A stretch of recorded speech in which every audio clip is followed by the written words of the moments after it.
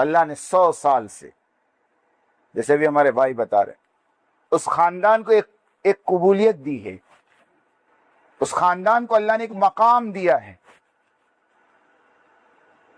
اس خاندان کا بچہ ولایت کی اعلیٰ سطح پر پیدا ہوتا ہے، پہنچتا نہیں ہے، پیدا ہوتا ہے ولایت کی اعلیٰ سطح پر.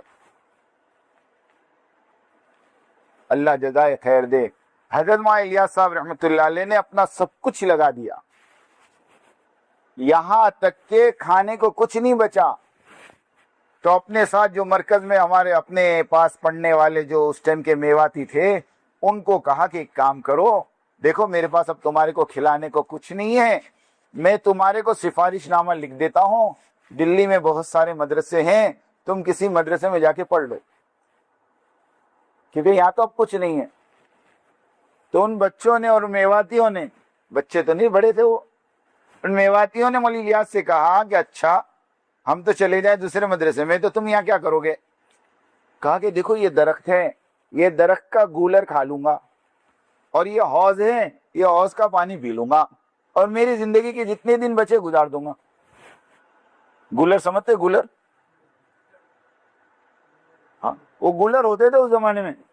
ایک بہت بڑے عالم وہ رمضان میں نظام الدین پہنچے، سوچے کہ یہاں تو افطاری کا دسترخوان بڑا بہترین ہوگا، رات کا کھانا بھی بڑا بہترین ہوگا، مرکز ہے پوری دنیا کا.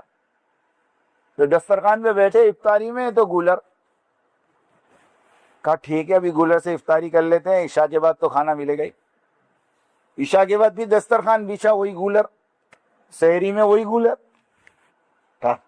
جب میں پڑھ گئے پوچھا مولوی الیاس سے، تو مولوی الیاس نے کہا ہماری تو سحری بھی گولر، افطاری بھی گولر. ہمارا مولانا محبوب صاحب کہتے ہیں 1981 میں جب حیدرآباد میں اجتماع تھا تو حضرت جی مولانا انعام الحسن صاحب رحمۃ اللہ علیہ کے لیے پنڈال میں کولر لگایا گیا. تو مولانا انعام صاحب کہتے تھے کام گولر سے کولر تک پہنچ گیا. کیا کہتے تھے؟ کام کہاں سے کام پہنچ گیا؟ گولر سے کولر. یہ جملے تھے مولانا انعام صاحب کے. تو وہ بچے میواتی جو پڑھتے تھے مولانا کے ساتھ رہتے تھے، انہوں نے کہا کہ حضرت جب آپ گولر کھا کر اور پانی پی کر گزارا کر سکتے تو ہم بھی آپ کے ساتھ گولر کھائیں گے، پانی پئیں گے. جب کھانے کے زمانے میں آپ کو نہیں چھوڑا تو فاقے کے زمانے میں آپ کو کیسے چھوڑے؟ یہ اس گھر کا حال بتا رہا ہوں. کچھ بھی نہیں کھانے کو، بیوی بھوکی ہے، بچے بھوکے ہیں. مولوی یوسف صاحب اکیلے ہی تو تھے، مولوی یوسف صاحب اکیلے ہی تو تھے. ایک مرتبہ کا واقعہ ہے، اس کے بعد سے نظام الدین فاقہ نہیں آیا. میں وہ واقعہ سنا دوں خالی آپ کو. ایک مرتبہ کا واقعہ ہے کہ جماعت کھانا کھائی، ان کو کیا تکلیف ہوگی، جماعت کھانا کھائی، جماعت کھانا کھائی، پلیٹ میں تھوڑا کھانا بچ گیا.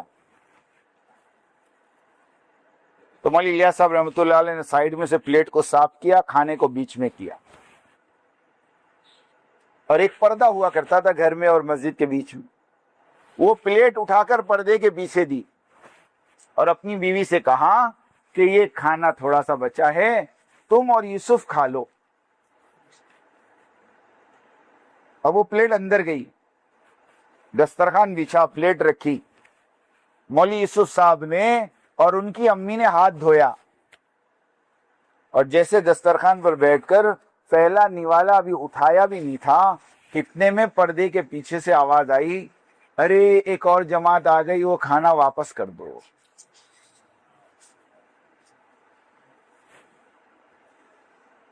ماں نے مولوی یوسف کا ہاتھ وہیں روک دیا کہ بیٹا رک جا، اور اٹھا کے وہ پلیٹ دے دی.